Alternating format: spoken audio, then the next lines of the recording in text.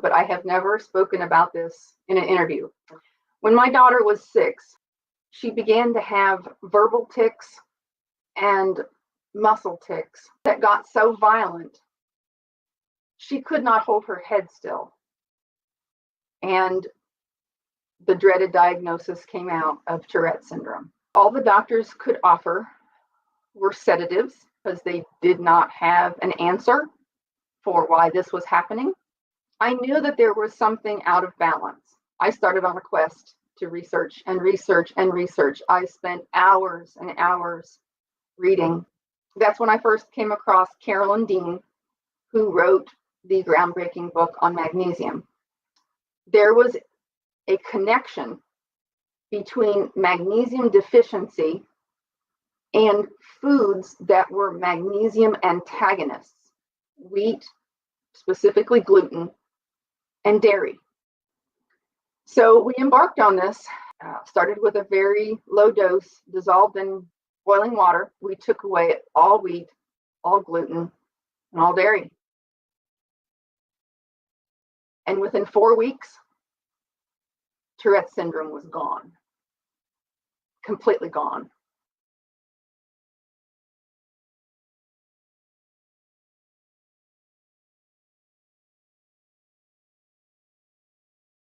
You talked a bit about magnesium earlier, and just in terms of like evangelizing and helping.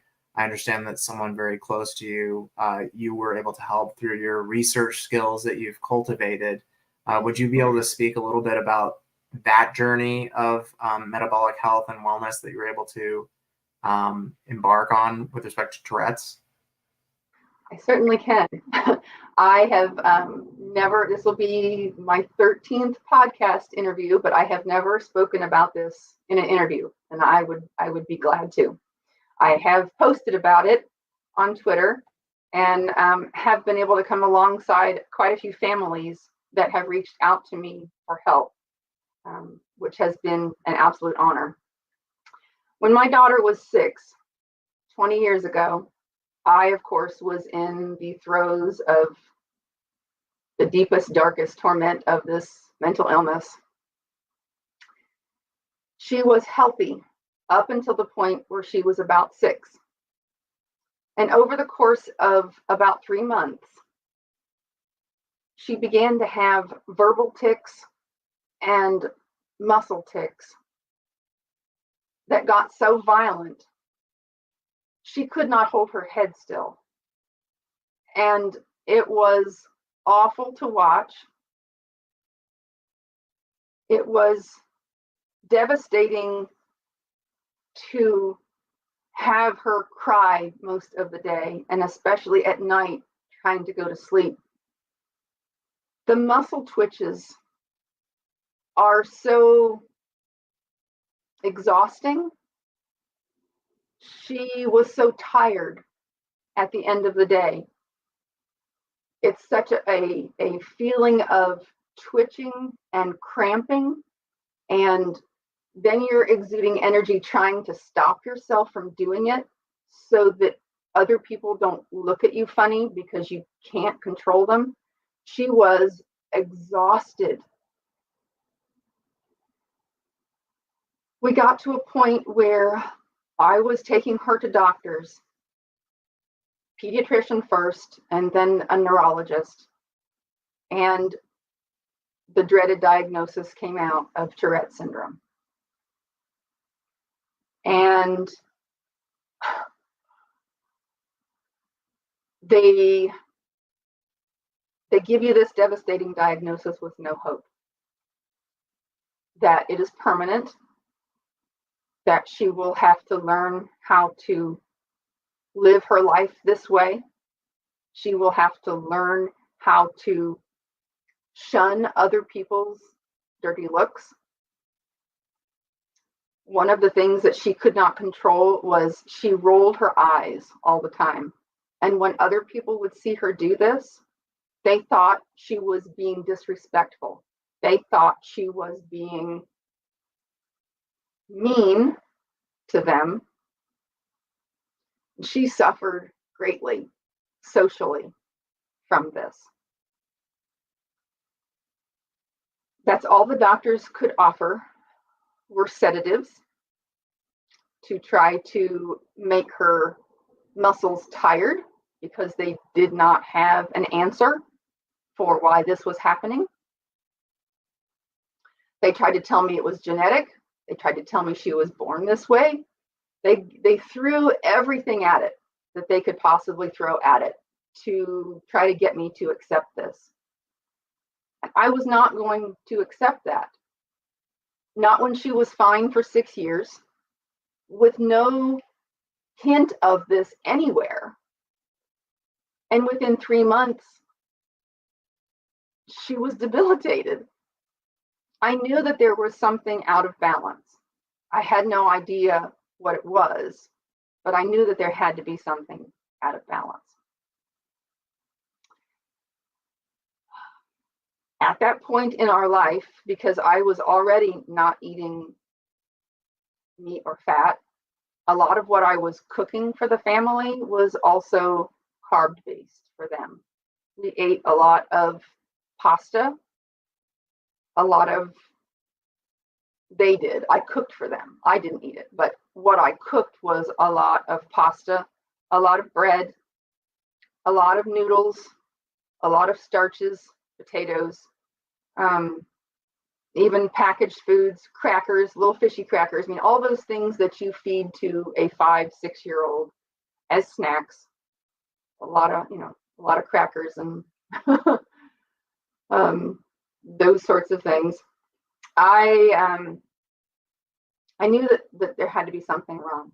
So I started on a quest to research and research and research. I spent hours and hours reading. We had just gotten our first computer, and it was dial-up.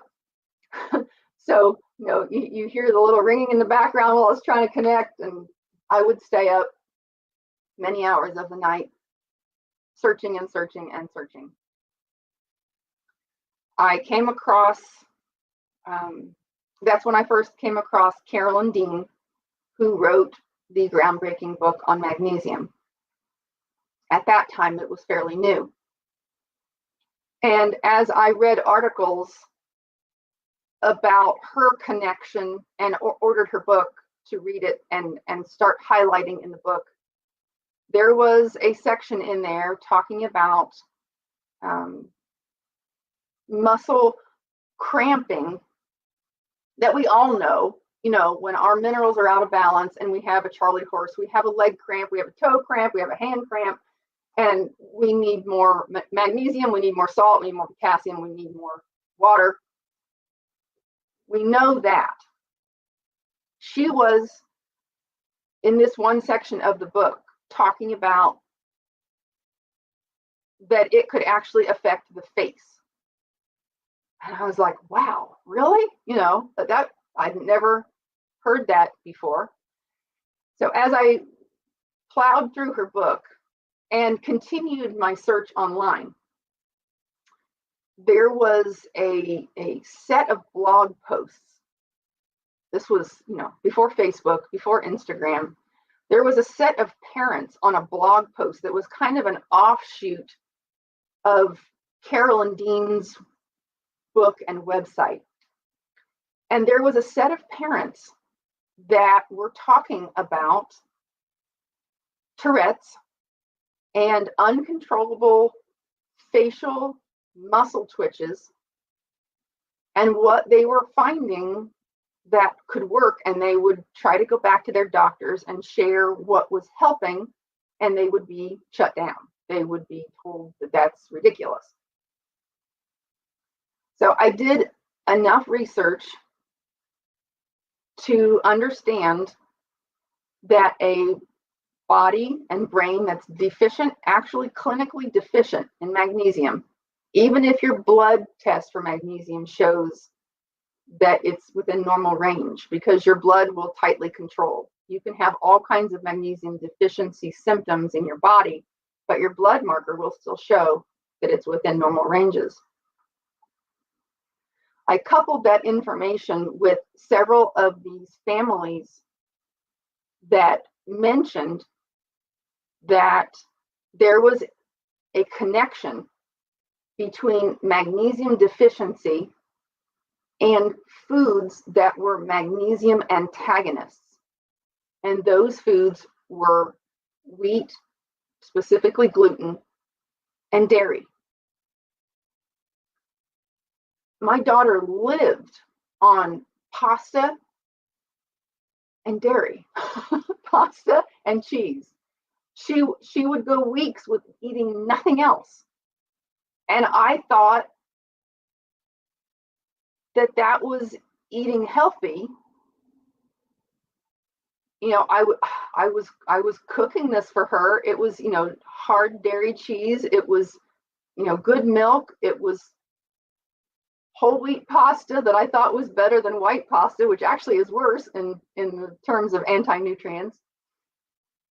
So I used that knowledge from that couple of set of parents. I needed to verify that. I needed to understand that this was really scientific, that this wasn't just some parent saying that wheat and dairy were leaching magnesium out of their child's system. So I started looking through nutrition journals online and ordering them to borrow them from the library. And I found all the evidence that I needed. The components in both of them, the phytic acid, the leptins, the oxalates, you know, in certain foods, which is high in wheat, and the components in dairy with the imbalance of too much calcium that would then take out magnesium. So I had found a lot of evidence on my own through nutritional journals that this actually was right. This was correct. So as a 6-year-old, we talked about this. I always talked to her and not at her, and included her in everything, because I was raising a future adult. I wasn't coddling a child. I wanted her to grow up to be strong in mind and in body. But this was going to be rough. To explain to a 6-year-old that in order for you to feel better, we're going to need to take your favorite foods, what you literally live on, that, you know, she doesn't eat anything else. We're going to have to eliminate those, and you're going to need to take magnesium to offset this deficiency. At that point in her life, she couldn't swallow pills, and a couple of these families were using a magnesium citrate powder from a company called Natural Vitality, Calm. And so I thought that was the way to go. She had also had lifelong issues with constipation, which I now know was another feature of magnesium deficiency. I didn't know it then, but I came to quickly realize that was another thing that was another telltale sign that she was magnesium deficient. So we embarked on this. I ordered the Calm powder and started with a very low dose dissolved in boiling water that she drank at nighttime to get the benefits of relaxing her facial muscles while she slept. And we took away all wheat, all gluten, and all dairy. And within 4 weeks, Tourette syndrome was gone, completely gone. Just like these families on this blog post had said. And I was floored. I was amazed and floored and thankful, but also angry. Angry again at another set of feeling medicalized with no hope, when it was nutrition again that made the healing possible. She is now just turned 27, married with a child of her own, And the life that she has, I know beyond a shadow of a doubt, would not look like what it looks like if she had been and stayed that 6-year-old girl that couldn't function. She would not have the life that she has now. She does well with adding wheat and dairy back in now.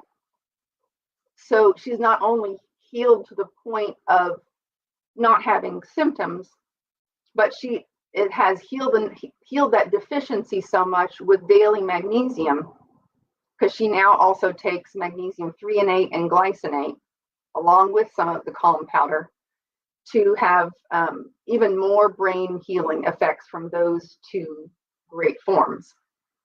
And she can eat dairy and wheat and to a certain level and have no problems at all.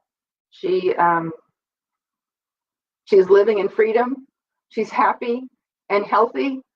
And I think of the thousands of sufferers out there that are living their entire lives whenever they get diagnosed, whether it be as a child or as an adult.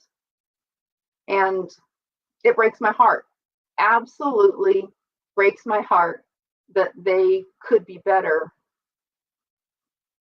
if doctors could see past profit and look at people.